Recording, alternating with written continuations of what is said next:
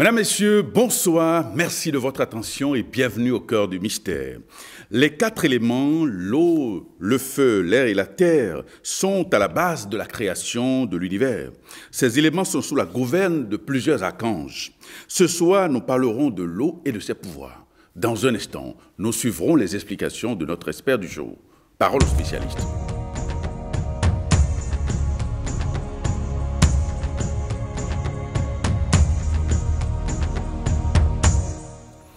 Et nous recevons ce soir Fleury Lokosso, il est cherchant en ésotérisme et en spiritualité. Fleury Lokosso, bonsoir. Bonsoir mon frère. Merci d'accepter de venir dans cette émission. Toujours un plaisir d'être là. Alors pourquoi l'eau est-elle considérée comme un élément sacré dans les traditions spirituelles? D'abord, l'eau est l'essence de toute vie.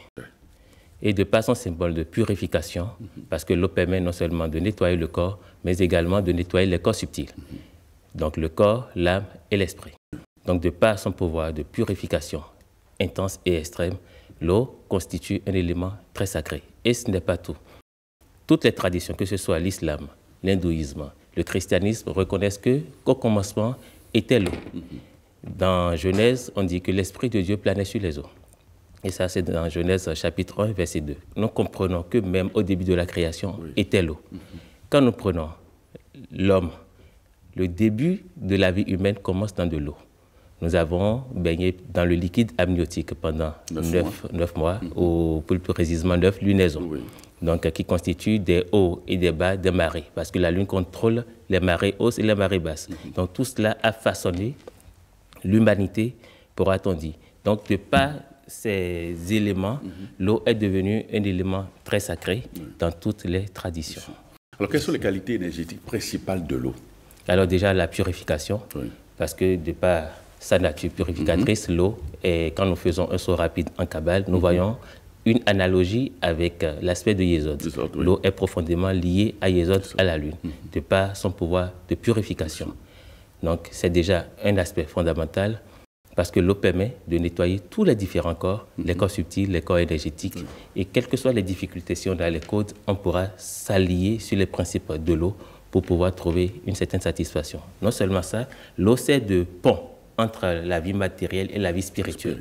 Dans beaucoup d'initiations ou des rites de baptême, on intervient l'eau pour pouvoir permettre aux postulants d'accéder à un certain niveau de conscience. L'eau également a ce pouvoir de cristallisation. C'est un condensateur fluidique qui permet de canaliser nos intentions au cours d'un rituel, au cours des prières, pour pouvoir les utiliser plus tard. Et également, l'eau nous invite de par sa forme à cette fluidité, à cette adaptation de la vie. Donc, autant de qualités énergétiques de l'eau. Alors, comment expliquez-vous que l'eau soit intimement liée à la purification, par exemple? Déjà, l'eau est intimement liée à la Lune. Donc, de par, si nous faisons une analogie rapide, nous voyons que l'eau est liée à la Lune, à la planète Yesod, et donc des vertus purificatrices de l'eau. Donc, quel que soit ce que nous voulons faire, nous faisons intervenir l'eau. Dans les rites ancestraux jusqu'à nos jours, dans des rites modernes, l'eau intervient toujours. Donc c'est un élément sacré qui intervient dans toutes les traditions initiatiques pour permettre aux postulants d'accéder à un nouveau niveau de conscience. Donc l'eau sert de pont entre la vie matérielle et la vie spirituelle. Alors, on distingue différents types d'eau, l'eau de pluie, l'eau de source, l'eau de lune, l'eau de mer, etc. Comment peut-on les intégrer dans les pratiques magiques? L'eau de pluie, l'eau de source et l'eau de mer. Ce qu'il faut comprendre, c'est que ces différentes, ces différents types d'eau portent différentes vibrations. Donc, en fonction des travaux spirituels ou des rites qu'on veut accomplir, on peut faire appel à telle énergie de l'eau. Je peux donner quelques exemples. Oui, allez-y. L'eau de mer, par exemple, porte une vibration qui est différente de l'eau de pluie. On peut utiliser l'eau de mer pour des purifications, la protection. On peut utiliser l'eau de pluie qui est extrêmement puissante pour des rites de purification également, de prospérité, d'abondance et également de protection. Quand je prends par exemple l'eau de source, on peut l'utiliser pour faire des travaux spirituels concernant son monde intérieur pour avoir plus de calme, de stabilité émotionnelle, guérir de l'anxiété et des troubles psychiques et émotionnels. Quand je prends l'eau de neige, par exemple, parce qu'il arrive pour des travaux spirituels, on utilise cette qualité d'eau également. Ça peut nous permettre de faire des travaux liés à la protection ou des retournements de situation. Pour finir, peut-être l'eau de tempête, qui est une eau de pluie, mais accompagnée des bruits de tonnerre, des lumières et tout.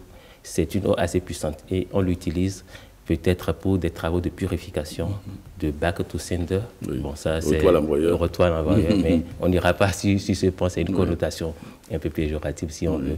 Donc, c'est autant de qualité de l'eau sous différentes formes qu'on peut utiliser en spiritualité pour pouvoir atteindre ces différents objectifs. Très bien. Alors, quels sont les symptômes liés au déséquilibre de l'élément eau, par exemple, dans la vie d'une personne? Lorsque cet élément-là n'est pas équilibré, n'est pas bien aspecté dans votre vie, quels sont les déconvenus auxquels on peut être astreint ou soumis? Le corps humain est composé en majeure partie de l'eau, tout comme la planète d'abord. Oui. Donc, beaucoup de dysfonctionnements au niveau humain partent de ce principe de déséquilibre de l'eau. Mais c'est des informations qu'on n'a pas souvent et on va chercher ailleurs. Quand je prends par exemple sur le plan spirituel, quelqu'un qui a son mode intérieur brouillé ou des dysfonctionnements liés à l'élément eau ne sera pas intuitif, n'aura pas une clarté dans la vie. N'aura pas cette connexion avec son soi spirituel, avec le monde divin. Il aura tendance à faire du surplace, à tourner en rond. Quand je prends le plan professionnel, il ne pourra pas évoluer sur le plan professionnel. Il sera toujours en disharmonie avec les collègues. Il va toujours trouver les collègues comme des boucs émissaires, des gens qui veulent lui créer des problèmes. Il va toujours interpréter les propos autrement et de travers. Donc c'est quelqu'un qui n'est pas stable émotionnellement. Moi, je reçois beaucoup de personnes qui se plaignent des problèmes liés au couple, mais il faudra juste apprendre à équilibrer les eaux intérieures. Donc, c'est des travaux qui se font d'harmonisation à partir de l'homme ou des énergies de l'homme et de la femme pour pouvoir créer cette harmonie. Quand nous prenons la vie financière, un déséquilibre peut se manifester par la main percée. On travaille, on se bat, mais l'argent ne permet pas de concrétiser quelque chose de bien. Où on a des difficultés même à en avoir. Donc, autant d'éléments qui nous font penser ou qui sont des symptômes d'un déséquilibre intérieur lié à l'eau. L'infidélité dans le couple, par exemple, c'est un dysfonctionnement émotionnel qui crée ce genre de choses. Donc, quand l'eau est stable et équilibrée, limpide, des problèmes comme les déséquilibres au niveau du foyer vont être simplement corrigés. Des problèmes liés aux enfants sont autant de symptômes qui nous interpellent à pouvoir retourner en nous pour faire ce travail pour harmoniser nos eaux intérieures. Très bien. Alors, l'eau est souvent associée aux émotions, comme vous l'avez dit précédemment. Alors, comment ce lien se manifeste-t-il dans notre vie quotidienne? Alors, déjà, il faut comprendre que l'eau gouverne tout ce qui est fluide au niveau de l'homme. Donc, que ce soit les eaux intérieures, le sang, la salive, les urines. Donc, ces éléments influencent nos comportements, nos humeurs. Et c'est suite à ces émotions que nous avons des réactions dans la vie courante. Généralement, pour pouvoir avoir emprise sur quelqu'un dans le monde spirituel, on utilise, je dirais, le canal de l'eau. C'est vrai, c'est des choses qu'il faut dire pour attirer l'attention des uns et des autres dessus. Donc, pour pouvoir fermer cette porte, il faudra travailler sur ces émotions et être maître de ces émotions. Parce que nos émotions constituent une porte d'entrée pour avoir accès à notre monde intérieur et déséquilibrer la personne si elle n'est pas suffisamment ancrée. Alors, comment utiliser donc cet élément pour canaliser ou apaiser, par exemple, les sentiments? On peut faire beaucoup de pratiques spirituelles externes. Sur le plan astrologique, on pourra inviter le postulant ou le disciple à identifier son signe lunaire, par exemple, qui donne une information capitale sur ce sentier si on veut faire les travaux concernant son monde intérieur. Autre chose, on peut utiliser l'eau, parce que l'eau est gouvernée également par des entités. On peut citer les Ondins et les Ondines. Donc, on peut faire un travail conscient avec ces entités. Ce n'est rien de spirituel ou de magique. On prend l'eau simplement et on considère que l'eau est une énergie ou est gouvernée par des régions spirituelles et on leur parle comme nous sommes en train de parler simplement. Donc, j'utilise cette eau, par exemple, pour pouvoir calmer mes eaux intérieures, pour pouvoir me purifier. Donc, différentes possibilités. On peut boire l'eau qu'on charge de ses intentions. On peut se laver avec, même en se baignant dans une piscine avec une intention bien précise, on peut faire ce travail-là. On peut également utiliser l'eau dans les traditions ancestrales, on fait des libations. Donc, on peut faire ces libations, mais là, la précision, c'est savoir ce qu'on est en train de faire et à quelle entité on est en train de vouer cette libation. Donc, autant d'éléments qui nous permettent de faire cette connexion afin de pouvoir nous guérir, parce que, comme on le dit si bien, le monde, ce qui est en haut est semblable à ce qui est en bas. Donc, on peut partir de l'extérieur également pour influencer le monde intérieur, comme on peut partir de l'intérieur pour influencer l'extérieur. Mais le plus rapide, c'est partir de l'intérieur pour pouvoir influencer les conditions externes. Merci. Alors, comment charge-t-on l'eau, si on veut parler par exemple de l'eau bénite, etc. Comment est-ce qu'on peut le faire, et charger l'eau pour vraiment l'utiliser plus tard? Alors, bon, je vais partager avec les téléspectateurs une technique très simple, mais assez puissante. Déjà, il faut partir des 4 éléments. Au cours d'un rituel, c'est recommandé de pouvoir matérialiser ou représenter les 4 éléments. Vous l'avez dit ici bien, c'est la base de la création. Donc ici, pour pouvoir travailler avec l'eau, je recommande de rassembler les 4 éléments, mais liés à l'eau. Donc quand je prends le feu, je vais prendre le feu lié à l'eau. Je m'explique, je prends une bougie, peut-être de couleur bleue, pour symboliser la couleur de l'eau. Donc ça, c'est le premier élément feu qui est représenté. Je prends l'eau venant d'une source, ou ça peut être l'eau de pluie, donc c'est l'eau liée à l'élément eau. Je prends par exemple un encens lié à l'élément eau. Ça peut être un encens fait à base des plantes lunaires, comme le jasmin, ou également l'encens de l'ange Gabriel, par exemple, qui est le régent de la sphère de Yesod, donc de la lune, et qui gouverne également l'eau. Pour la terre, je peux prendre le sable de mer pour représenter la terre liée à l'élément eau. Donc déjà, quand ces principes sont matérialisés, c'est extrêmement puissant. Ça paraît simple, banal.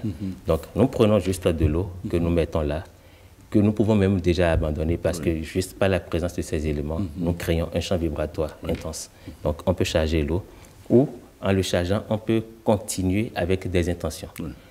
On peut purifier l'eau, sanctifier l'eau, bénir l'eau, en déclarant que toute entité ou énergie malveillante qui éventuellement a baigné sur cette eau se dissipe pour que désormais cette eau serve et on dit notre intention. Donc c'est une formule assez basique, mais il faudra être sincère avec ce qu'on est en train de faire. Donc quand on le fait, cette eau est devenue déjà une eau magique et on pourra l'utiliser à des fins spirituelles, à des bains, boire l'eau, aider ses enfants, peut-être un enfant qui chauffe, a des fièvres, on peut lui passer cette eau sur le corps. Donc autant d'éléments qui nous permettent de pouvoir faire ces différentes choses. C'est assez facile. Alors, quel rituel simple peut-on réaliser avec l'eau pour se purifier ou se protéger, par exemple? Alors déjà, nous baignons tous les jours. Donc, pour se laver, il faut prendre conscience de ce qu'on est en train de faire. Si nous utilisons une baignoire, on se baigne dans l'eau avec la sensation que l'eau désintègre les différentes énergies, les énergies sales, malades, usées, etc. Et nous les remplaçons par des énergies positives. Si nous utilisons une douchière, par exemple, on peut symboliser ce qui tombe comme l'eau vive de Rokhma.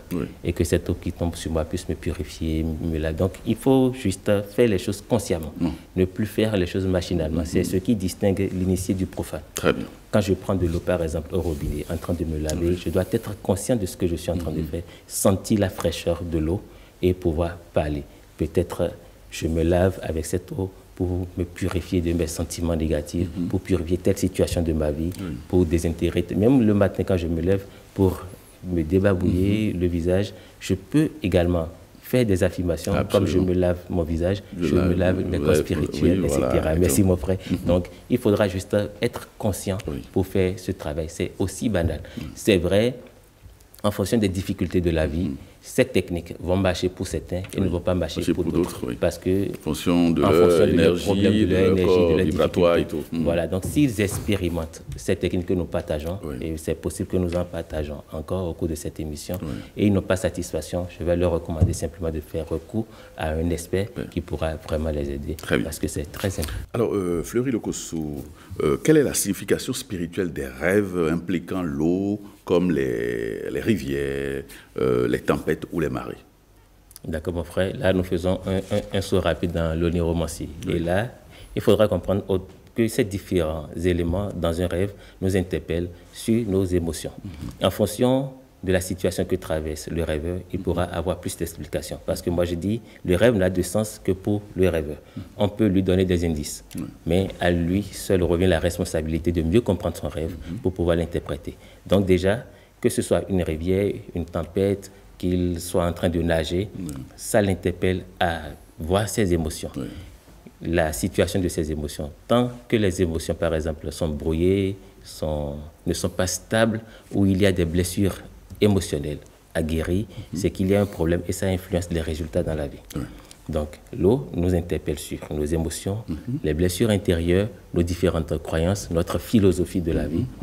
Donc, ces différents rêves sont une sorte d'interpellation pour que la personne puisse faire un bac, une introspection pour pouvoir comprendre la qualité de ses eaux. Donc, en fonction de la rivière, de la tempête, etc., cette personne pourrait avoir de plus d'éléments et faire une analogie avec les éléments de sa vie en ce moment pour comprendre le message. Et en l'appliquant simplement, il aura un dénouement. Parce que les rêves constituent un canal également par lequel les hiérarchies spirituelles nous informent. Si nous nous mettons dans des conditions pour faire le rêve conscient ou pour faire du rêve un outil de communication avec les hiérarchies spirituelles. Merci. Alors, est-ce que l'eau a la capacité d'enregistrer, de mémoriser, par exemple, nos intentions?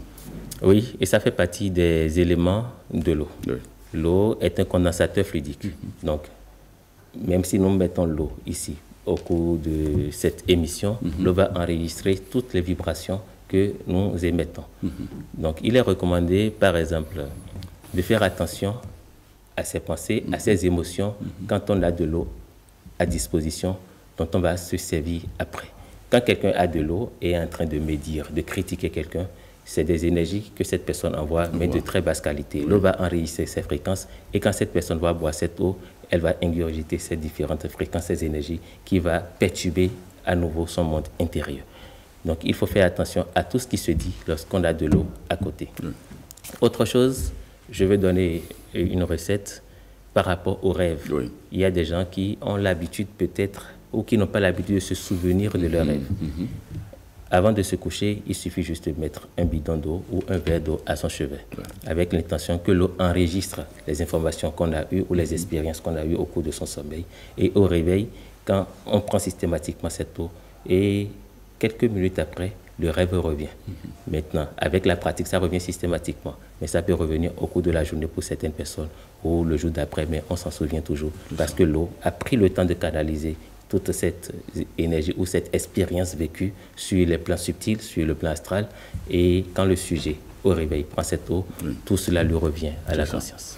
Alors, est-ce qu'on peut utiliser l'eau comme instrument pour désintégrer les énergies négatives ou pour se débarrasser des attachements toxiques? Oui, et je dirais que ça fait partie également des prérogatives de l'eau. Et quand on a cette conscience, on peut faire le travail assez facilement. On peut par exemple, ça également c'est un code assez simple que je partage, en fonction du cycle lunaire ou au début du cycle lunaire qui dure 28 jours, charger de l'eau avec les énergies de la lune, du premier jour au 28 jours, au 28e jour, pardon. Donc cette eau est devenue une eau vraiment puissante, une eau chargée qui nous permet vous exposez un bol d'eau par exemple Voilà, on peut exposer un bol d'eau et ce travail également peut se faire à l'intérieur. Donc dans sa chambre ou sur sa table de prière par exemple, on laisse l'eau, mais avec l'intention que nous sommes au jour 1 du cycle lunaire, il y a peut-être une entité qui gouverne cette journée, on lui recommande d'imprégner l'eau de ces différentes vibrations. Donc c'est un travail qui peut durer à peine 1 à 2 minutes. C'est juste l'intention qui importe. Donc à la fin du cycle lunaire des 28 jours, nous avons une eau vraiment puissante. Très simple, mais c'est extrêmement puissant. Juste l'aspersion de cette eau dans des milieux, dans son bureau, etc., peut permettre à changer le taux vibratoire. Quels sont par exemple les rituels les plus simples que l'on peut utiliser avec l'eau, par exemple à partir de l'eau, pour améliorer nos situations au plan de la protection et au plan de la prospérité par exemple? Commencer par exemple par être conscient de tout ce qu'on fait, de la manipulation qu'on fait de l'eau. Quand je me lave en toute conscience et je sais en fonction du besoin du moment ce que je demande à l'eau. Si j'ai besoin de protection, je demande à l'eau que l'eau me protège, parce que l'eau est régie également par des entités qui sont des anges qui protègent le destin de l'humanité. Donc, juste cette connaissance nous permet d'imprégner cette vibration de l'eau.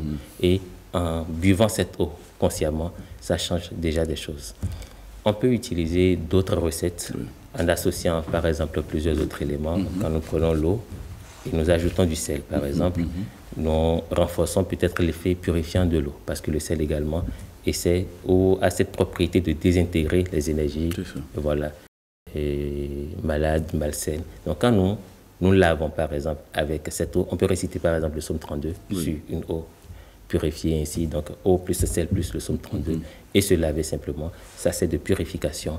Et psaume 30 et psaume 32. 32, exactement. Donc quand nous lavons avec l'intention de nous débarrasser de tout ce qui ne nous sert plus, donc ça a un effet vraiment purifiant. Mais le plus important, c'est l'état d'esprit. On ne peut pas faire de ces rituels et continuer à avoir des pensées négatives, voilà, des émotions basses, la haine, l'envie, la jalousie, etc. Sinon, c'est un contraste. Très bien. Alors, comment se connecter à l'énergie de l'eau pour profiter de ses bienfaits au quotidien? Alors là, il faut connaître les entités qui régissent l'eau. Nous avons parlé des ondins, des ondines, nous avons parlé de l'archange Gabriel, par exemple. Donc, il faut déjà commencer par faire un travail avec le régent de la sphère de Yesod. Voilà. Et beaucoup plus, c'est l'attitude. Yesod nous parle de purification. La purification n'est pas que de faire des bains et de se laver. Non, il faut purifier les différents corps. Il faut purifier son corps physique, on peut faire des bains. L'alimentation également. Donc, il faut savoir quoi manger. Et en mangeant, par exemple, se poser des questions. Est-ce que j'apporte des nutriments positifs à mon corps ou je suis en train de bourrer mon corps? Donc, il faut savoir quoi manger. Ultra important. Parce que le second chakra, le chakra du nombril, est lié à l'élément eau. Et ce chakra également intervient dans l'équilibre de l'eau. Donc, il faudra, si on a les codes, voir des aliments qui vont avec ce chakra. Par exemple, le chakra est de couleur orange. On peut migrer, par exemple, sur des fruits qui ont une couleur orange, et c'est juste une analogie banale qui nous permet également d'activer ce chakra. Il y a des mantras, un peu comme le mantra VAM, qu'on peut localiser, VAM, etc., qui est lié à ce chakra. On peut travailler avec ce mantra également pour dynamiser ce chakra en nous, qui va nous permettre facilement de canaliser nos émotions et évoluer assez facilement. Très bien. Alors, l'eau courante ou stagnante influence-t-elle différemment notre état psychique? Oui, tout à fait, parce que l'eau courante et l'eau stagnante n'ont pas la même vibration. Généralement, dans le feng shui, on vous recommandera d'avoir à disposition de l'eau, mais de l'eau courante, de l'eau qui bouge. Parce que l'eau stagnante, en physique, nous disons qu'un corps qui est en mouvement, voilà, tend à rester en mouvement, pendant qu'un corps qui est inerte, qui n'est pas en mouvement, tend à rester voilà, inerte. C'est un principe cosmique. Donc l'eau qui est stagnante influence l'environnement déjà pour pouvoir piétiner ou freiner les choses. Donc si nous voulons une croissance, par exemple, dans notre entreprise, on recommande souvent d'avoir de l'eau, mais de l'eau en mouvement. Ça peut être une cascade, un aquarium, voilà, avec des poissons, autant d'éléments qui favorisent la prospérité, soit dans la maison ou dans l'entreprise. Donc c'est indispensable de finir avec de l'eau stagnante et de penser à apporter dans son environnement, par exemple. Si on veut dynamiser l'énergie de l'environnement, dans le feng shui, on recommande d'avoir des cascades où l'eau est en train de tourner. C'est ultra important. Alors, quelles sont, par exemple, les influences, disons-le, du cycle lunaire sur l'eau? L'eau est profondément liée à la sphère Yesod, la sphère 9 de l'arbre de vie, qui est une sphère ultra importante que je recommande vraiment à toute personne qui veut évoluer dans la vie, de s'harmoniser avec cette sphère. La lune, c'est la mer. La lune, ce sont nos émotions. La lune, c'est l'imagination. On ne peut rien matérialiser sur cette terre sans l'apport de la lune. Donc, si on comprend cela déjà, on peut comprendre que l'eau que nous avons autour de nous, l'eau que nous avons en nous, nous devons tout faire pour ne pas avoir ces énergies contre nous. Autant avoir l'eau que nous avons en nous avec nous. Quand nous prenons des personnes qui n'ont aucune envie de réaliser quoi que ce soit dans la vie, qui se sentent lourdes, ça voudra dire que l'eau qui est en ces personnes est affectée. Et il faudra harmoniser les énergies pour pouvoir permettre à ces personnes d'évoluer. Pas des personnes qui n'ont aucun goût à la vie. Oui. Plus rien ne marche, c'est des problèmes par-ci, par-là dans le foyer, la vie de couple, c'est le mari qui découche et tout. Mais quand on procède juste à un équilibre de l'eau, ces personnes retrouvent la joie de vivre. Et moi, je vais inviter toute personne à pouvoir s'harmoniser avec les énergies de la lune de Yesod pour pouvoir s'épanouir pleinement. On parle souvent de l'eau de lune. Oui. C'est quoi concrètement et quelle en est l'importance? Alors, l'eau de lune, c'est juste une eau qu'on prépare en exposant. J'irai terre à terre, même un enfant de 7 ans qui nous suit pourra comprendre et préparer l'eau de lune, voilà, un jour de la pleine lune. Voilà, ça peut se faire parce que c'est le jour de la pleine lune qu'on fait ce travail. Donc, il faudra prendre simplement de l'eau, mais éviter que l'eau soit en bidon, par exemple, que ce soit en verre, donc dans un récipient en verre, donc dans une bouteille qu'on expose aux rayons de la lune. Donc la lumière de la lune imprègne cette bouteille d'eau, imprègne l'eau, donc on l'expose peut-être le soir au coucher à 22h, le jour de la pleine lune. Pendant quelques heures, c'est déjà bien, mais si on veut, on peut laisser cette eau jusqu'au petit matin, mais éviter que le soleil se lève avant d'aller récupérer l'eau. Pourquoi? Parce que l'eau va être imprégnée à nouveau des énergies solaires et ça peut anéantir l'effet qu'on recherche.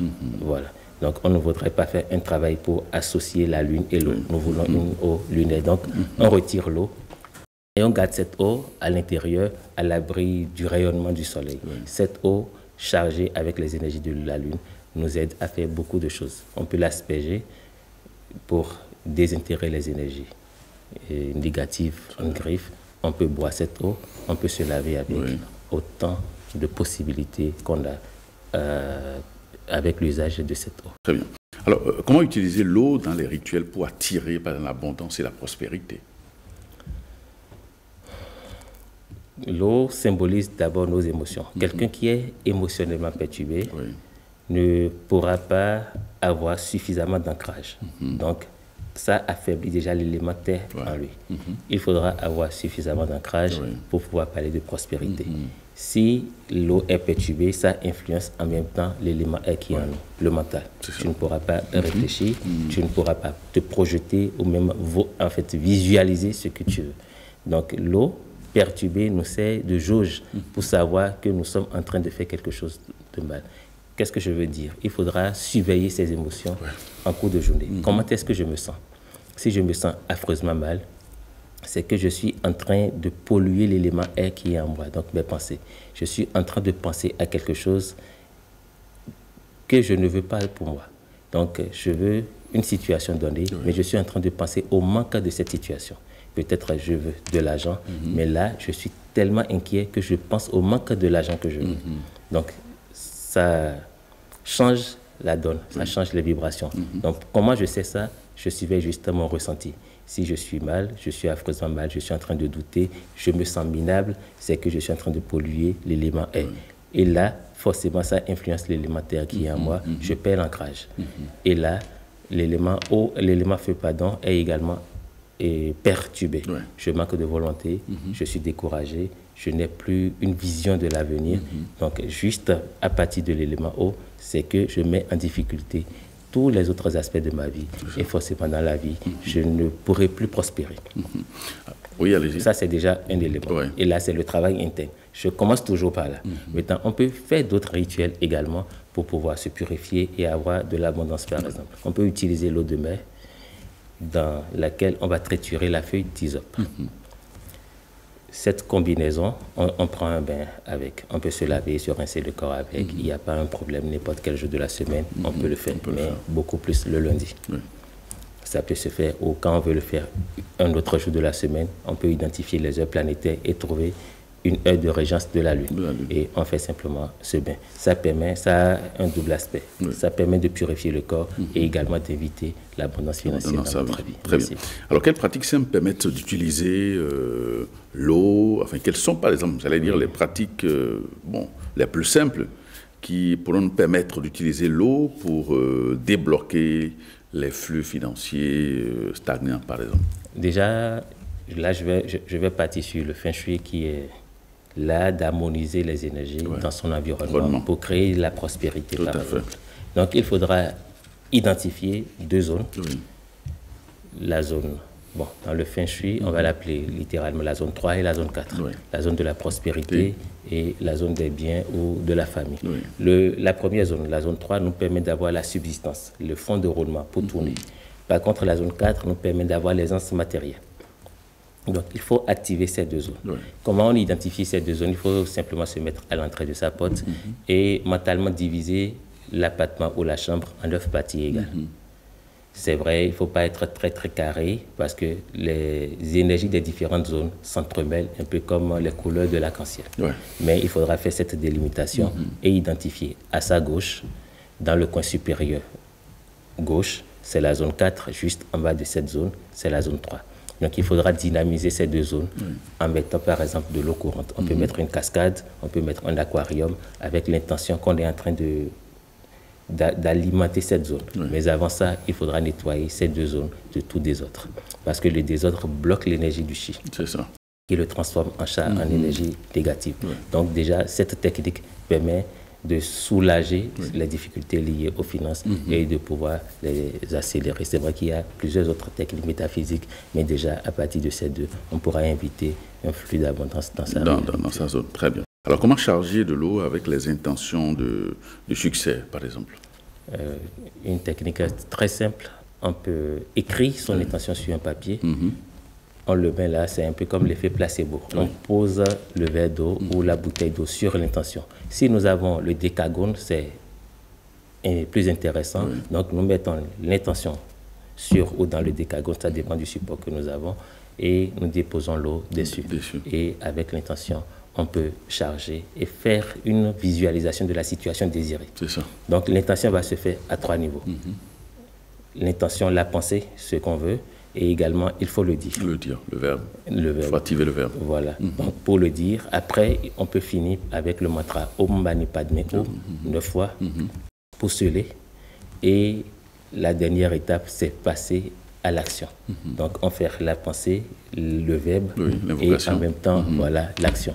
Donc, si je veux faire quelque chose, je me demande la prochaine étape, c'est quoi? Donc, après avoir fait ce rituel, je me lève. Si c'est un appel que je dois passer, je passe l'appel. Donc, je symbolise ou je fais ainsi l'affirmation physique. Voilà, pour pouvoir sceller les 3. Donc, c'est une pratique très simple, mais qui est extrêmement puissante. Alors, quels sont les principes essentiels pour intégrer l'eau dans son environnement, pour favoriser l'harmonie et la prospérité? Déjà, dans son environnement, il faudra libérer tout des autres. J'insiste dessus. Juste en libérant son environnement, on s'aperçoit qu'on devient plus léger. Et des opportunités affluent. La nature a horreur du vide, donc il faudra libérer. Généralement, même quand nous prenons nos différents placards ou nos armoires, nous ne portons que 20% de tout ce qu'il y a là. Il y a des gens qui accumulent des vêtements sur plusieurs années. Donc des choses qui ne nous servent plus, il faudra s'en débarrasser. Parce que quand on les accumule, on se dit, un jour j'en aurai besoin. Donc on programme le manque. Voilà. Mais si on est confiant en l'avenir ou en l'univers, on se dit, aujourd'hui je n'en ai pas besoin. Donc forcément, si le besoin va se présenter, voilà, je vais trouver peut-être les moyens de le faire. Donc il y a des gens qui accumulent des vêtements qui peut-être sont devenus plus petits ou plus grands, je ne sais pas, mais c'est toujours là. Donc, ils ont cet esprit de conservation. Donc, il faudra débarrasser tout ça. Le principe, c'est, si je ne l'utilise pas depuis un an, ça devient encombrant, ça devient du désordre, il faudra le sortir de son environnement pour pouvoir inviter la prospérité. Merci, mon frère. Très bien. Alors, comment choisir l'emplacement idéal pour un bassin ou une fontaine dans son appartement ou dans son bureau pour renforcer une atmosphère sereine? Alors, que ce soit dans son appartement ou dans son bureau, même sur la table du bureau, ce qui est plus simple, c'est, comme je viens de le dire, il faudra tracer le bagua, c'est comme ça on l'appelle, diviser la zone en 9 et identifier la zone qu'on veut aménager. Parlant de l'eau, je recommande souvent, pour avoir des facilités financières, plus d'aisance, il faudra activer la zone 3 et la zone 4. Voilà. Donc, c'est tel que je viens de le dire, c'est la zone supérieure gauche qui est la zone 4 quand je suis face à l'entrée et juste en bas de cette zone, c'est la zone 3. Donc ça peut se faire au bureau, à la maison, même sur la table du bureau. On peut symboliquement y représenter ces éléments pour pouvoir faciliter la circulation des énergies et par conséquent la circulation de l'énergie financière. Très bien. Alors, quel rituel simple effectuer avec l'eau et les plantes pour purifier sa maison, sa demeure? On peut, par exemple, mettre de l'aloès, qui est une plante qui a suffisamment d'eau, jusqu'à 70 ou 80%, qui permet de faire jouer Aloès vera, merci, un rôle de purification et également un rôle de protection. La consommation régulière de la pomme. Quand je prends une pomme que je coupe, en fait, horizontalement, on remarque le pentagramme à l'intérieur. Absolument. Donc, c'est un fruit banal, mais puissant. Mystique. Effectivement. Donc, quand je fais ce travail et j'accompagne cela des intentions, en consommant ce fruit, je purifie mes eaux intérieures et également, j'invite la protection dans ma vie. Parce qu'il y a le pentagramme qui n'est pas anodin. Très bien. Si l'on pouvait, par exemple, nous transmettre un message spirituel aujourd'hui, selon vous, quel serait-il? Alors, l'eau nous dira simplement de nous connecter à nos émotions, de devenir maître de nos émotions. Et après, d'avoir cette fluidité, la notion d'adaptation, d'être comme l'eau. L'eau prend la forme du récipient qui la contient. Donc, de lâcher vraiment prise et de nous abandonner, de baigner dans le flot cosmique et l'univers va nous soutenir et nous permettre d'atteindre nos différents objectifs. Alors, on a parlé donc on disait quelle plante utiliser pour purifier la maison. Voilà. Bon, à part aloe vera, est-ce qu'il y a d'autres... Alors, on peut utiliser le jasmin, par exemple, ça peut aider. Le cactus, quel rôle ça joue dans la maison? Est-ce que c'est lié à l'élément eau? C'est beaucoup plus une plante martienne. Mais on peut l'utiliser pour purifier l'environnement. C'est ça. Donc, ça joue le rôle de purification et en même temps de protection. Donc, c'est une plante qu'on peut effectivement utiliser. Il y a beaucoup d'autres plantes qu'on peut utiliser. Pour la purification, par exemple, je peux donner un rituel, si vous le permettez. Oui, allez-y. On peut prendre l'eau de mer et prendre la feuille, là, le Calotropis procera, le fromager en greffe. Oui, à un moment là. Exactement, merci. Donc, on peut triturer en fonction du sexe si on veut. Bon, sinon, on peut prendre n'importe quel. Le principe reste le principe. Donc, triturer ces feuilles dans l'eau de mer, par exemple, et se baigner. Ça a également les doubles actions, purification et protection. Mais le plus important, j'insiste dessus, ce ne sont pas les rituels qui font la chose, mais c'est le travail intérieur. Le travail intérieur que l'on fait sur soi. Voilà, c'est important. Les autres sont juste des béquilles.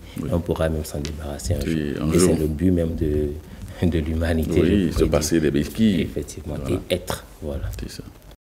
Lorsqu'on parle de l'eau, on parle souvent de l'eau salée, mais on ajoute du sel à l'eau pour se purifier, pour désintégrer les énergies mal qualifiées que l'on a sur les différents corps. Alors comment cela se fait? Le principe du sel, c'est le sel désintègre les énergies sales, les énergies usées, les énergies mal qualifiées. Vous l'avez dit tout à l'heure. Et l'eau a cette possibilité de purifier.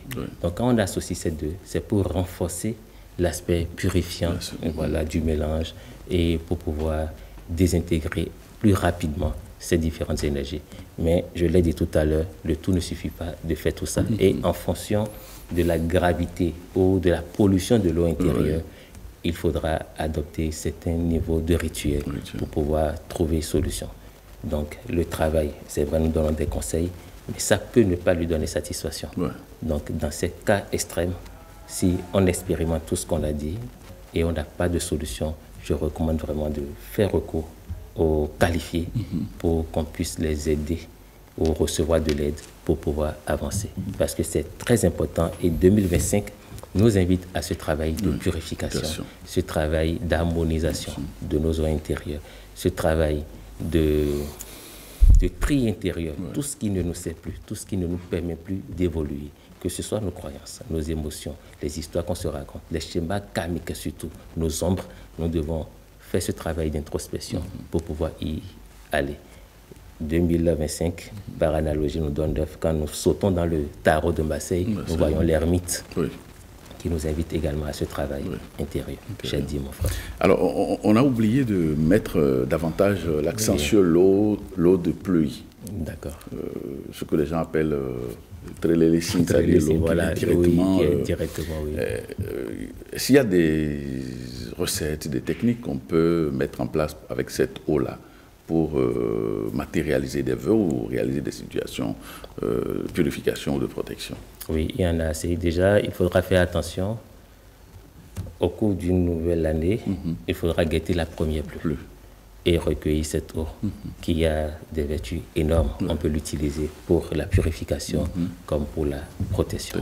Donc, simplement faire une prière en fonction du travail. Donc, soit on est général et on dit à l'eau, je t'imprègne des vibrations ou tous les travaux auxquels mon intention te soumettra, que tu puisses répondre favorablement. Ou on spécifie, où on prend une partie pour la purification, une partie pour la protection. On peut réciter le psaume 91 déchets par exemple, pour pouvoir charger cette eau. C'est une possibilité. Un autre rituel simple qu'on peut faire également avec cette eau, on peut recueillir cette eau et simplement prendre 9 braises de charbon ardent, voilà, qu'on met dans l'eau. 9 braises de charbon qui vont s'éteindre avec l'intention d'éteindre tout ce feu qui est mal organisé, mal canalisé. À l'intérieur de soi. Voilà, à l'intérieur de soi. Et on prend simplement ces deux. Ce sont des rituels très simples, mais qui ont un effet exceptionnel. Merci Fleury Lokosso, merci infiniment pour toutes ces informations que vous nous apportez. Je rappelle que vous êtes cherchant en spiritualité et en ésotérisme. Merci infiniment. Amis téléspectateurs, merci de nous avoir suivis. Cette émission se refait. Bonne suite de programme sur la télévision nationale et à très bientôt.